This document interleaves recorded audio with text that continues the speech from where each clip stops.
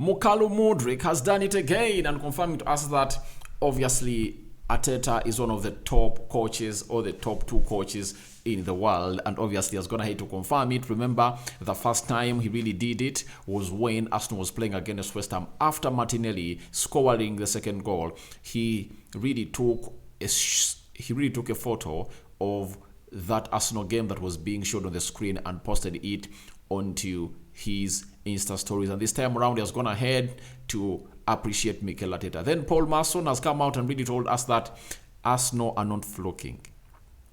They are really the best team in the country and in the world. That's it. So we are going to go ahead and discuss about that. Then last, we're going to talk about the new signing of Chelsea, the 18-year-old central midfielder from Vasco da Gama that has joined Chelsea, and it's a here we go. Fabrizio Romano has gone ahead to confirm it to us. Happy New Year, guys, and where are you watching us from? Rokani David is my name. Thank God for the gift of life, that you are alive, and we are alive and kicking because of the Almighty Lord. Not so?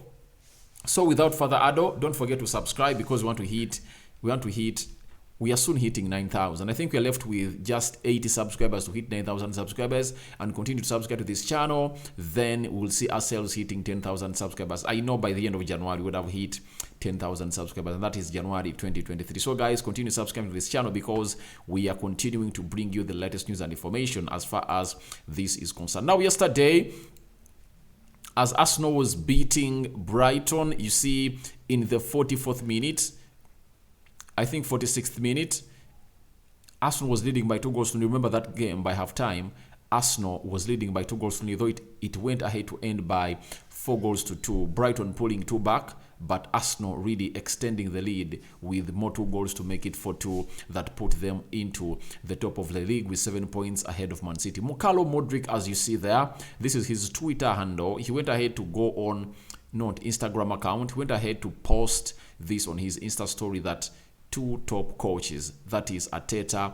and De Zerbi. Now, before we talk about Arteta, let's talk about De Zerbi. De Zerbi is an Italian coach who was Mudryk's manager before he crossed to Brighton.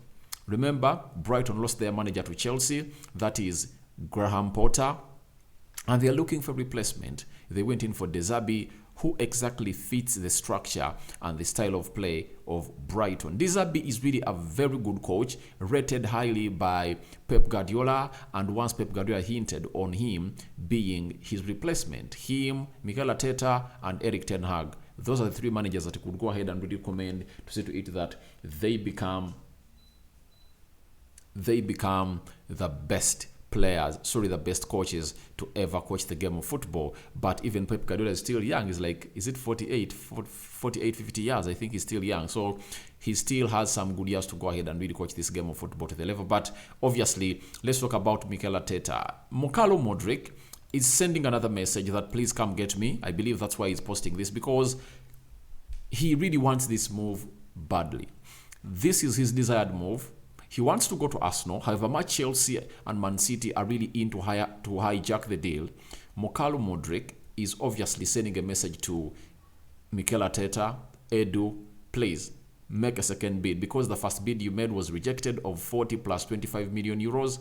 Please make another bid. Come for me. I'm ready to come to Arsenal. De Zerbi, whom you see in that photo with Mikel Arteta that Mudryk posted, went ahead to tell us that Mudryk is really a very good player and he can win a Ballon d'Or. He's in contention to win the Ballon d'Or if at all he joins a very good team. Now, where does this leave Arsenal? It leaves the hearts of Arsenal fans melting. You see, it's like what Anthony did. I think that night United was playing Liverpool. Not so? It was the 17th, I think, the 17th of August. United was playing Liverpool, and Anthony was pushing him off to join a team called Manchester United.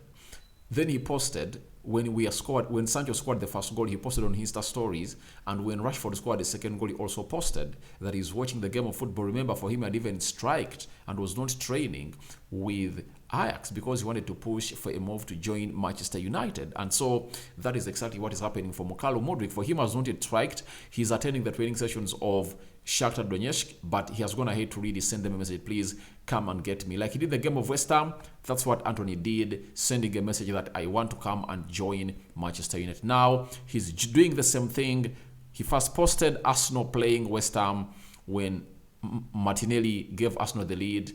This time round, he has posted the coaches, one that has ever coached him at Shakhtar Donetsk, that is De Zerbi, who is now the current coach of Brighton, and the other one that he's anticipating to become his next coach or manager in the next 2-3 days to come in the January transfer window, because it's open. Now, it's open.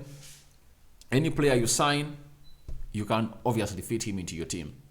Those teams that had already signed players are going to start playing, I think, today until the rest of their lives, until when their contracts run down. Like Matthias Tuna, I saw him in the stands yesterday when United was beating Wolverhampton Wanderers. He never featured. Cody Gakpo was in the stands when Liverpool was really winning ugrily against Leicester City by 2-1, and very many other players that Chelsea have signed for Fana. Now they have Vasco da Gama. They are going to come in through and do the needful and play for a club called Arsenal. Arsenal making a bid for Mudryk meant that Arsenal wanted this deal to happen before the end of 2022, but that was impossible. It never really reached that level, and the expectation was not met. But obviously, that leaves them in a better situation of really going for the player, because the player has gone out verbally in public and confirmed that he doesn't want to be anywhere apart from Arsenal. After Mudryk posting that with the win of Arsenal, there is a man known as Paul Mason. He has gone ahead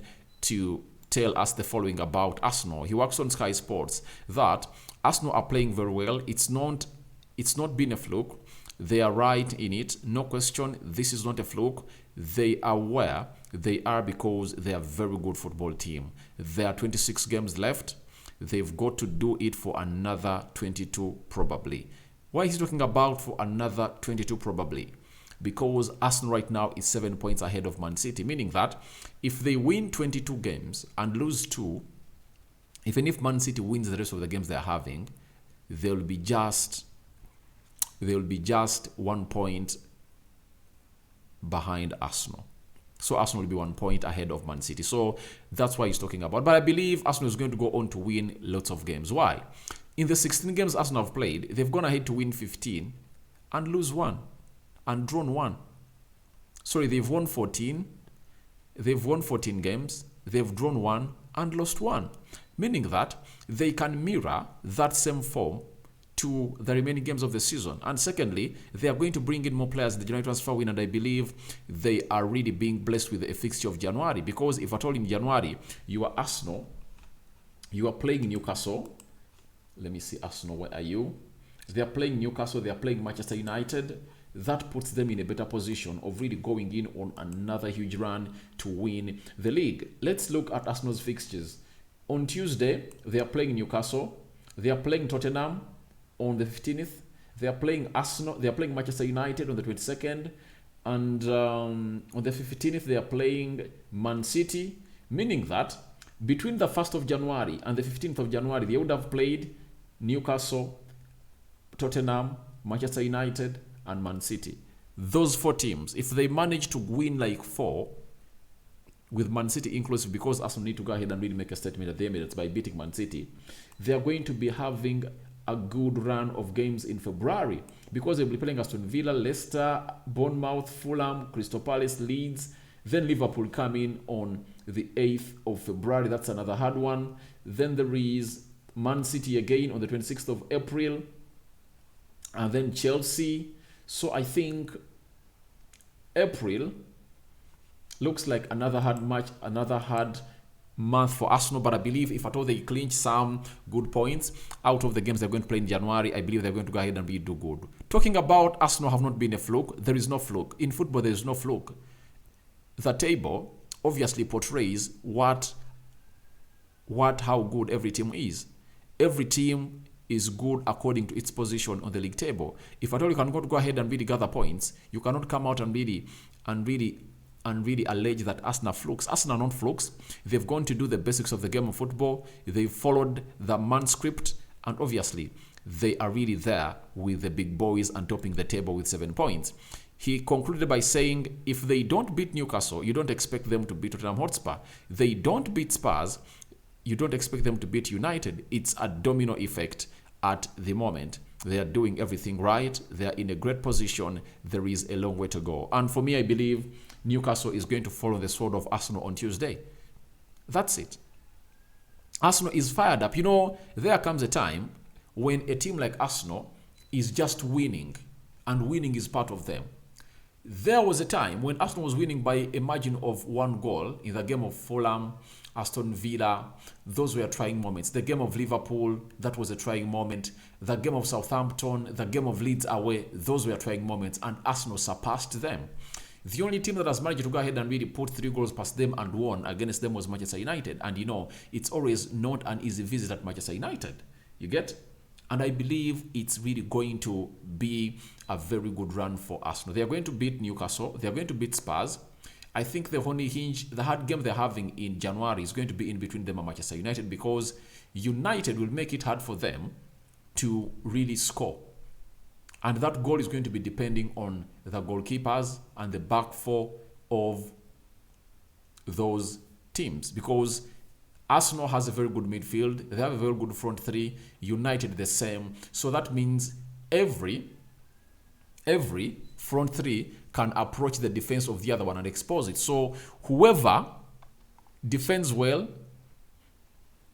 is going to win that game of football. So that is really going to be the very huge game that Arsenal are really going to go ahead and beat with the needful and face. But I believe they're going to win against Spurs, they're going to win against Newcastle and Tottenham Hotspur, because that's what is their DNA. Right now, it's all about Arsenal winning. Let no one lie about it. Arsenal is really winning and winning and winning. And it's talking about the domino effect, that if Arsenal have to beat Newcastle, they have to beat Tottenham and Manchester United.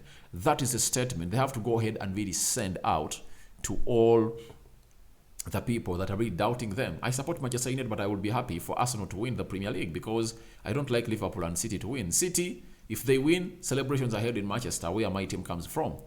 Liverpool, they are just 1 trophy away from equaling our record of 20 Premier League titles. So I hate it that way, and I would prefer Arsenal to win it. And I believe Arsenal are really going to go ahead and really win it, because they cannot stop it, because the manager Mikel Arteta is really doing what he really does best in the game of football. So that's it from Arsenal, and let's do a little bit of Chelsea. And here we go, has been pronounced by Fabrizio Romano on the 18-year-old Brazilian who plays for Vasco da Gama. And we've been told Chelsea have completed the signing of Andrey Santos. Documents are signed and sealed on both player and club side with Vasco da Gama. His Andre is in London with his family. Time for medical tests, and official statement, Chelsea will pay 12 million euros fixed fee. So when I tell you that the future is all about managers that can develop players, don't doubt me. Just take in and swallow it and accept it that way. Do you know why? It's always going to be expensive to get in players who have really surpassed the age of 18, 19, the age of 18. Let me give an example. Anthony to Manchester United, 85 million pounds. Mudryk, we've just been talking about, who is playing at Shakhtar in a Ukrainian league that is even more than a farmers league, because if at all League One is called a farmers league, what are you going to call Ukraine's league? That's where he plays at. But the team is going for 100 million euros or 85 million pounds. Players, Enzo Fernandez, 130 million euros at the age of 21, meaning that if you are to go and get a player, you need to get that player at the age of 17, 18, bring him at the club, and the manager should nurture that player. That's where the game of football has taken direction. If you can't do that, then you won't do it. Chelsea are showing us that they are signing in players that are really young. Fofana, I think, is 18. Andrey Santos is 18. Badishil is like 22, 23. They are bringing in players that are really cheap and young, but their prospect is really high. So congratulations to Chelsea. Tony Boyle is really doing a very good job. And ever since they brought in technical director, they're really scouting in good players. But this one comes in at a time when Chelsea is really in the rebuild. So let's wait and see what happens from the medical. If at all he passes it, and Chelsea are set to announce him as their new player, that is Andrey Santos. If at all you don't know Andrey Santos, he's known as Andrey Nascimento dos Santos. He's a Brazilian professional player who has been playing as a central midfielder for Vasco da Gama. He was born on May 3rd, 2004. He's 18 years of age. He was born in Rio de Janeiro, and his current team is Vasco da Gama, though he's moving to Chelsea. He has been playing in Brazil, Serie B with Vasco da Gama. Obviously, that reflects back to what Arsenal did, getting Martinelli in the 5th League division of Brazil and brought him to Arsenal, and there he is doing wonders at that side. So that's it. He even has played 33 games. He has 8 goals, meaning that he's a high-scoring midfielder that Graham Potter has really gotten his hands on, and we expect him to go on and do the needful to him, like what he did to Alex of McAllister, the Casidos of this world, and very many others. That's Rosards. Thank you guys for watching in through your reactions to Mukalo Mudryk commending Mikel Arteta. I welcome in the comment section below. What do you think about Pelmason talking about Arsenal being on top of the table is not a fluke? And obviously, what do you think about Santos, Andrey, signed by Chelsea, as confirmed to us by Fabrizio Romano? A sign out for now. See you later. Happy New Year. May the Almighty Lord grant you everything you have been asking him for all of your life. I'm out.